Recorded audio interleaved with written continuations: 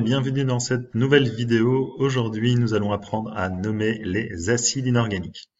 Alors, un acide est une substance qui contient dans sa formule brute ou formule moléculaire un atome d'hydrogène. Cet atome d'hydrogène peut être combiné soit à un non-métal seul, soit à un non-métal et à de l'oxygène. On va avoir dans le premier cas ce qu'on appelle un acide binaire. On appelle également ces acides des hydracides, binaires tout simplement parce qu'ils contiennent deux éléments, l'atome d'hydrogène et un élément non métallique.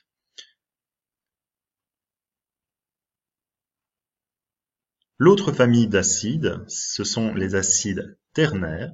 Ces acides ternaires, qu'on appelle aussi oxacides, sont ceux qui vont contenir dans leur formule brute l'atome d'hydrogène, un non-métal et l'atome d'oxygène, ternaire parce qu'ils contiennent trois éléments dans leur formule moléculaire.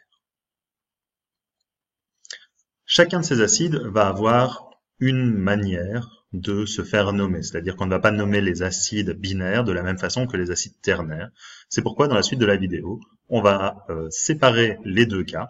Les acides binaires avec leurs deux éléments ont une manière de se faire nommer, on appelle ça leur nomenclature, et les acides ternaires ont une autre manière de se faire nommer, légèrement différente.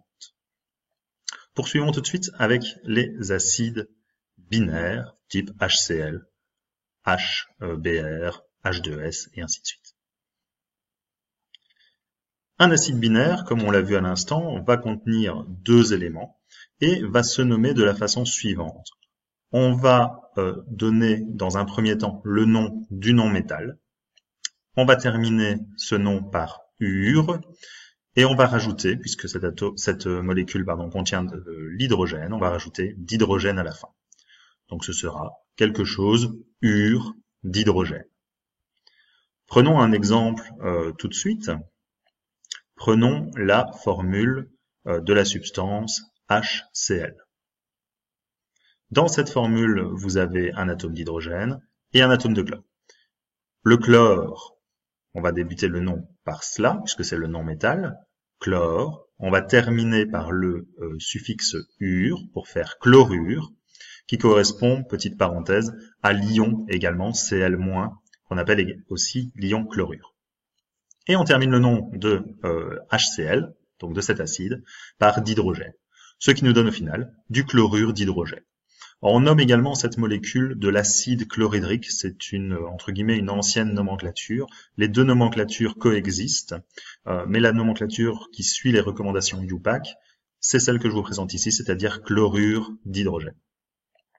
Autre exemple avec la formule H2S, c'est également un acide binaire qui contient, lui, du soufre, va donc s'appeler du sulfure. Alors parfois les noms des non-métaux s'adaptent, on dit chlorure mais on ne dit pas soufrure, on dit sulfure, sulfure d'hydrogène pour cet acide binaire. Voilà pour les acides binaires, ils sont assez faciles à nommer. On va maintenant passer aux acides ternaires, aussi appelés oxacides, donc ceux pour lesquels il y a l'atome d'oxygène. L'idée est la même, on va commencer par donner le nom du groupement M'(O), donc qui forme un groupement ou un ion polyatomique, et on terminera le nom en rajoutant d'hydrogène, puisque dans la formule de l'acide, on a toujours un atome d'hydrogène. Appliquons cela à un exemple. Prenons la molécule H2SO4. Cette molécule contient le groupement SO4, donc l'ion SO4-. Ce groupement, cet ion se nomme l'ion sulfate. On va donc commencer le nom de la molécule en indiquant sulfate et on terminera le nom de cette molécule par d'hydrogène, ce qui nous donnera au final comme nom pour cette substance le sulfate d'hydrogène. Or, comme tout à l'heure pour l'acide chlorhydrique, il existe d'autres noms. Cette substance, elle est aussi connue sous le nom d'acide sulfurique. C'est également le nom qu'on peut associer à cette substance. On peut également l'appeler vitriol. Autre exemple, une molécule qui est assez proche, H2SO3, et c'est ce qui pose parfois problème chez les étudiants, c'est qu'entre SO3 et SO4, finalement, il n'y a pas grande différence. mais le nom de la molécule va être différent. Le groupement SO3 se nomme le sulfite. On va donc avoir du sulfite d'hydrogène.